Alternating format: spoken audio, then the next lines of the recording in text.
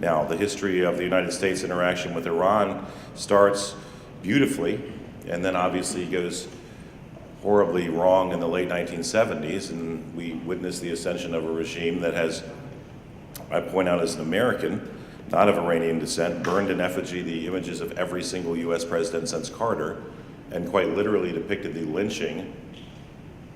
of our first African-American president during the period in which the JCPOA was being finalized.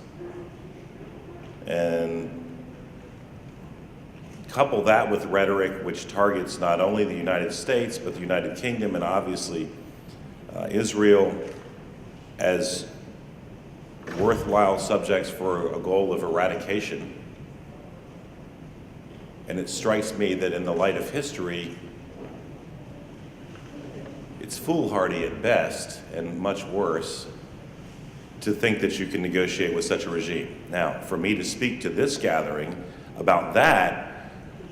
belies the fact that I would wager that everyone in this room who is of Iranian descent can name people who've disappeared or been killed or do not live in their homeland while they would like to because they cannot without fear for their very safety and well-being. I hold the fundamental core belief that people, regardless of their faith, whether they're Muslim, whether they're Christian, whether they're Jewish, agnostic, Hindu, Buddhist, that good people desire to be left to be free and determine for themselves within a reasonable realm what is right for them. And so to work with the Organization of Iranian American Communities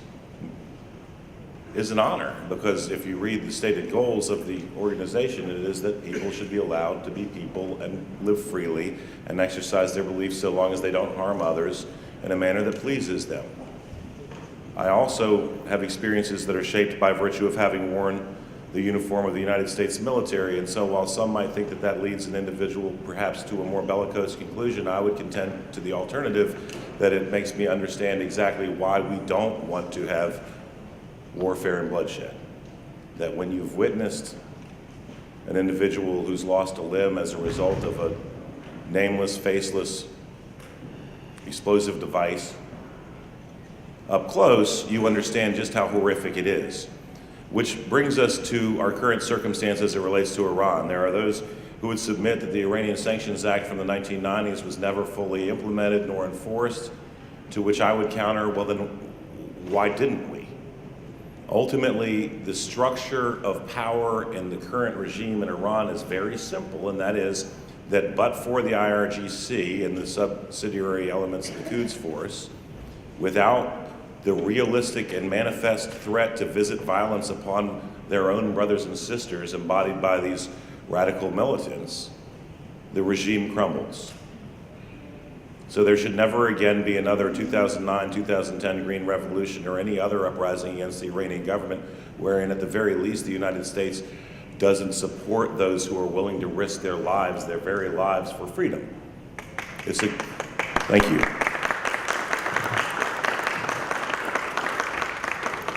And again, if we step back from this and don't look at this as Iranians or as Americans or as Iranian Americans, but as people, this is an experience that's common throughout humanity. In our experience as a nation, when Patrick Henry stood up and said, "Give me liberty or give me death," from the back of the room, someone shouted treason, suggesting perhaps they should get a rope and hang him. And Henry responded, "If this be treason, make the most of it," demonstrating a willingness to give his life for something important. And a nation that was founded upon a concept that all people were created equal, but manifests that idea in actions that included slavery and the failure to extend suffrage to women, we were charged with being a more perfect union, so we moved slowly towards progress. And so again, during the American Civil Rights Movement, and every day in Iran, some we hear about and some we don't, people stand up and risk their lives to do something that they know is right. And it's unconscionable that we wouldn't, as a nation, do everything we can to create a circumstance where those individuals realize the dream that they're willing to put down their lives for. So, to me, it's not about peace in our time, to quote Neville Chamberlain. It's about peace in our children's time. And it's not about freedom in America, it's about freedom in the world. And so a small step in the right direction would be to see Congressman Ted Poe's bill, which designates the IRGC as a terrorist entity and brings with it the economic ramifications of such a designation, voted upon and passed through this body, the Senate, and signed by the President. But in the meantime, the work that's done by this group and by our office and others like us is incredibly important, if only to inform the world that there is a yearning for freedom in Iran that is no different than that which we've experienced right here, because while the geographical boundaries are different, human beings are human beings. So with that said, I thank you for what you do. I pledge once again to be vigilant as it relates to pursuing every single alternative short of a kinetic option, whilst leaving the kinetic option on the table in order to lend weight and viability to the non-kinetic options,